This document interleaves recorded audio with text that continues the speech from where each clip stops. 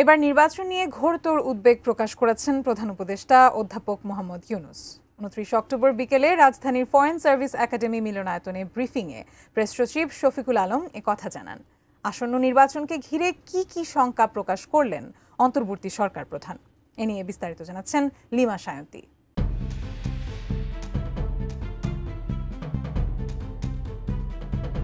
ত্রয়োদশ জাতীয় সংসদ নির্বাচনকে সামনে রেখে একটি রোডম্যাপ ঘোষণা করেছে নির্বাচন কমিশন। আর এতে সংসদীয় আসনের সীমানা নির্ধারণ, ভোটার তালিকা প্রকাশ এবং নির্বাচনের তফসিল ঘোষণার মতো গুরুত্বপূর্ণ বিষয়গুলোর সময়সূচি নির্ধারণ করা হয়েছে,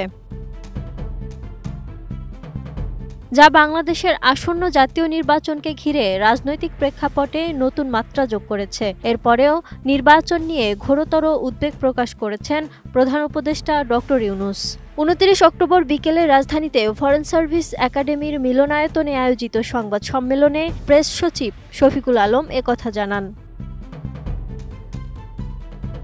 প্রেস সচিব বলেন, আসন্ন ত্রয়োদশ সংসদ নির্বাচন নিয়ে প্রধান উপদেষ্টা বলেছেন, নির্বাচন বানচালের জন্য দেশের ভেতর ও বাহির থেকে অনেক শক্তি কাজ করবে। এক্ষেত্রে ছোটখাটো নয়, বরং অনেক বড় শক্তি নির্বাচন বানচালের চেষ্টা করবে।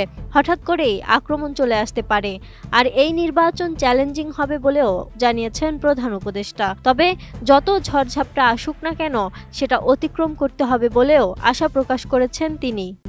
RICL TMX, যুগের পর যুগ স্থাপনা থাকে মজবুত।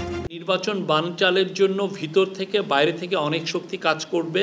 ছোটোখাটো না, বড় শক্তি নিয়ে বানচালের চেষ্টা করবে। হঠাৎ করে আক্রমণ চলে আসতে পারে।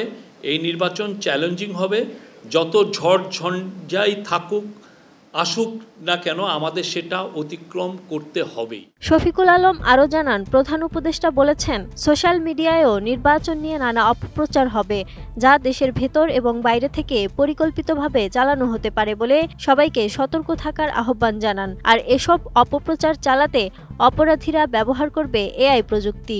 বাংলাদেশের ক্ষেত্রে সবচেয়ে বেশি ফেক নিউজ ছড়া হয় ফেসবুকের মাধ্যমে। তো ফেসবুকের সাথেও আমরা যাতে আরও নিবিড়ভাবে কথাবার্তা বলে যে আমাদের যে কনসার্নগুলো সেগুলো তাদেরকে জানাই, সে বিষয়েও জানানো হয়েছে। প্রধান উপদেষ্টা বলেন, আগামী নির্বাচন সুন্দর ও উৎসব মুখর করতে হলে মানুষের কাছে পৌঁছাতে হবে। নির্বাচনী নীতিমালা, ভোট কেন্দ্রের নিয়ম মানতে হবে। কিভাবে ভোট প্রদান করতে হবে, কোথাও বিশৃঙ্খলা হলে কি করতে হবে, এসব বিষয়েও দেশের জনগণকে সচেতন করতে হবে। Lima Sayanti, ATN news.